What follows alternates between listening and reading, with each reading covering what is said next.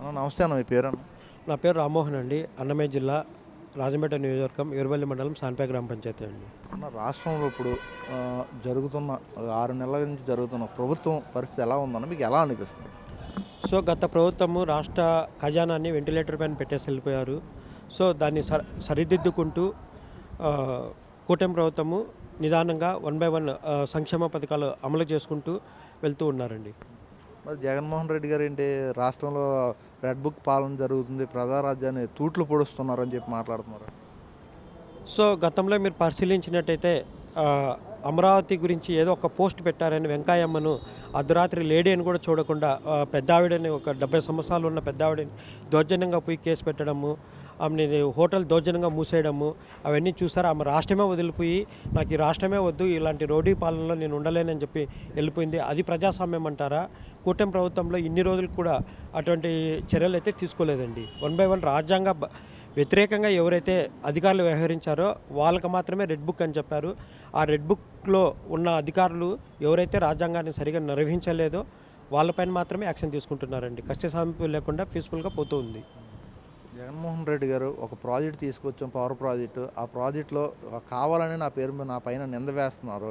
అలాంటి ప్రాజెక్ట్ తీసుకొచ్చినందుకు నాకు సన్మానం చేయాలి, దండలు వేయాలని చెప్పి అంటున్నారు. ఏం చూస్తారు నేను? సో ప్రాజెక్టు యాక్చువల్లీ అయితే అండి జగన్మోహన్ రెడ్డి గారు చెప్పింది కరెక్టే. ఎందుకంటే అతని పేరు తీసుకురాలేదండి. గత ముఖ్యమంత్రి అని చెప్పి ఉన్నారు. నా పేరు జగన్మోహన్ రెడ్డి అని చెప్పలేదు, గత ముఖ్యమంత్రి అని చెప్పారు. గత ముఖ్యమంత్రి ఎవరో ఆయనకే తెలియదు. అది మనము మీరు కూడా వినే ఉంటారు, మహిళా ముఖ్యమంత్రి అని చెప్పారు. మేబీ మహిళా ముఖ్యమంత్రి అయి ఉంటుంది కాబట్టి నేను కాదని అనుకుంటున్నారేమో, మనము చెప్పలేమండి. మీరే చూస్తున్నారు అవినీతి. మనం ఇక్కడ ఇండియాలో కాదండి చెప్పిండేది, ఏదైతే టీడీపీ కూటమి లోకేష్ గారు కాదండి చెప్పిండేది. యుఎస్లో అక్కడ అధికారులు నిరూపించారు. ముఖ్యమంత్రి, అప్పటి ముఖ్యమంత్రి, ఆంధ్రప్రదేశ్ ముఖ్యమంత్రి అని చెప్తున్నారు. జగన్మోహన్ రెడ్డి పేరు అయితే వాళ్ళు కూడా మెన్షన్ చేయలేదండి. అప్పుడు ముఖ్యమంత్రి అన్నారు. అప్పుడు ముఖ్యమంత్రి జగన్మోహన్ రెడ్డి కాదేమో, అది ఇంకా ప్రజలే నిర్ణయిస్తారు. ఎలా ఉన్నాను ఇప్పుడు రాష్ట్రంలో పాలన ఎలా అనిపిస్తుంది మీకు? పాలన ఒక్కోటి సంక్షేమ అభివృద్ధి రెండు బ్యాలెన్స్ చేసుకుంటూ, ఆర్థిక ప్రగతిని కూడా మనం ఆలోచించుకుంటూ బ్యాలెన్స్ చేసుకుంటూ ఈ కూటమి ప్రభుత్వము నిదానంగా వెళ్తూ ఉందండి. ఈ అన్నమయ్య జిల్లాలో ఇప్పుడు రోడ్ల పరిస్థితి ఎలా ఉందండి? గతంలో ఎలా ఉంది, ఇప్పుడు ఎలా ఉంది? గతంలో 2014 నుంచి 19 వరకు ఎన్నో రోడ్లు సింగిల్ లైన్లు డబుల్ లైన్లుగా మార్చారు. ఆ తర్వాత వచ్చిన వైసీపీ ప్రభుత్వము ఉన్న రోడ్లు కూడా ధ్వంసం చేసేశారు. వాళ్ళ స్వలాభం కోసం ఇసుకలు తోలుకొని, ఇసుక లారీలు శక్తి మించి లోడ్లు వేసుకొని రోడ్లు కూడా ధ్వంసం అయిపోయినా, పూర్తి ధ్వంసం అయిపోయినా. ప్రజెంట్ కూటమి ప్రభుత్వము గత 6 నెలలు వచ్చింది. 1800 కోట్లు రిలీజ్ చేస్తారు. సంక్రాంతికి అంతా గుంతలు లేకుండా పూడుస్తామన్నారు. ఆ వర్కులు శరవేగంగా జరుగుతున్నాయండి.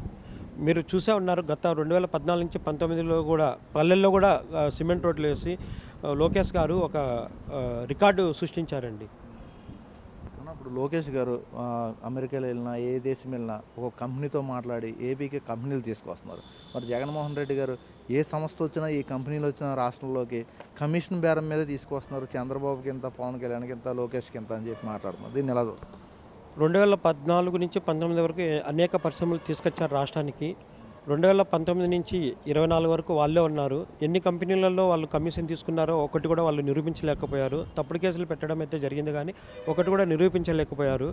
సో 2019 నుంచి 24 వరకు ఎన్ని కంపెనీలు వచ్చాయో, వాళ్ళ దగ్గర ఎంతెంత కమిషన్లు తీసుకున్నారో అంతర్జాతీయ వేదికలలో అంతర్జాతీయ దర్యాప్తు సంస్థలు ఇప్పుడు వెల్లడిస్తున్నాయి. సో వాళ్ళు కానీ నిజాయితీగా పనిచేస్తుంటే 2 పరిశ్రమలు వాళ్ళ పేర్లు చెప్పచ్చండి. మేము ఈ 2 పరిశ్రమలు మేము తీసుకొచ్చాము నిజాయితీగా, లంచాలు లేకుండా అని ఒక వైసీపీ ప్రభుత్వం చెప్పమనండి, ఎక్కడా చెప్పలేరు. అదే టీడీపీ గవర్నమెంట్ చెప్పడానికి ఎన్నో పరిశ్రమలు తీసుకొచ్చారండి. ముఖ్యంగా అంతర్జాతీయంగా పేరు పొందిన కియా పరిశ్రమను కరువు ప్రాంతమైన హిందూపురం తీసుకొచ్చారు. సో అది చాలా సంతోషం అండి. మేము కూడా అనంతపురం రాయలసీమ రీజన్ నుంచి వచ్చాము. పెద్ద ఎత్తున పరిశ్రమలు, ఎలక్ట్రానిక్ హబ్ తీసుకొచ్చారు చిత్తూరు డిస్టిక్కి. సో చాలా సంతోషంగా ఉందండి మాకు కూటమి ప్రభుత్వం తీసుకున్న నిర్ణయాల వల్ల. జగన్మోహన్ రెడ్డి గారు ఒక సీఎంగా ఉన్నప్పుడు, చంద్రబాబు గారు ఇప్పుడు సీఎంగా ఉన్నారు. మీ అన్నమయ్య జిల్లాలో పరిస్థితి ఎలా ఉందన్న? వైసీపీ గవర్నమెంట్లో ఎవరు ఏం లేదండి, ఏం చేసిండేది ఏం లేదు. ఎంతవరకు వాళ్ళు ఏదో ఒకటి అలిగేషన్ పెట్టడము, టాపిక్ డైవర్ట్ చేయడము, నిధులు దోచుకోవడము, ఇసుక దోచుకోవడము, రెడ్ శాండిల్ దోచుకోవడము, ఈ గనులు దోచుకోవడము వీటిపైన శ్రద్ధ ఉంది కానీ అభివృద్ధి సంక్షేమం పైన ఎక్కడా లేదండి. అదే కూటమి ప్రభుత్వం వచ్చిన తర్వాత పెద్ద ఎత్తున పరిశ్రమలు తీసుకొస్తున్నారు. ప్రతి మినిస్టరు ఆ, రోజుకి 20 గంటలు పనిచేస్తూ శ్రమ వాళ్ళు అభివృద్ధిని తీసుకువెళ్తూ ఉన్నారు, పట్టాలెక్కిస్తున్నారు అభివృద్ధిని. అది కూడా మీరు చూస్తూనే ఉన్నారు ఎంతెంత జరుగుతుంది ఏమనేది ప్రజలు కూడా గ్రహిస్తూ ఉన్నారు. ప్రస్తుతం మీ జిల్లాలో మీరు ఎటువంటి అన్న ఇబ్బందులైనా పడుతున్నారన్న? ముఖ్యంగా మా గ్రామ పంచాయతీలో 2019 నుంచి 2020 కోట్లో సర్పంచ్ ఎలక్షన్ జరిగినాయి. ఆ రోజు నుంచి ఈ రోజు వరకు ఎటువంటి పనులు అయితే జరగలేదు. సో పెద్ద ఎత్తున నిధులు దుర్వినియోగం జరిగినాయి. దాదాపు 60 లక్షల రూపాయల నిధులు దుర్వినియోగం జరిగినాయి. దీనిపైన కలెక్టర్ గారికి కంప్లైంట్ ఇవ్వడం జరిగింది. సో ఆ ఎంక్వైరీని తప్పుదోవ పట్టిస్తున్న ప్రస్తుత డిపిఓ గారిని కలవడం జరిగింది. ఆ డిపిఓ గారు నిమ్మకి నీరెత్తనట్టు వ్యవహరించడం వలన ఈరోజు మేము పార్టీ ఇక్కడికి రావడము, అమరావతికి రావడము, దానికి సంబంధించిన మినిస్టర్ గారిని, సంబంధించిన ప్రిన్సిపల్ సెక్రటరీని కలవడం జరిగింది. వాళ్ళు కూడా డిపిఓ గారిని ఆదేశించారు. మరి డిపిఓ గారు ఇప్పుడైనా నిజాయితీగా పనిచేస్తారో లేదంటే అవినీతి అధికారులకు, అవినీతి సర్పంచులకు సపోర్ట్ చేస్తూ ఉంటారు. మరి చూడాలి, కాలమే పరిష్కరిస్తుంది. థ్యాంక్ యూ అండి.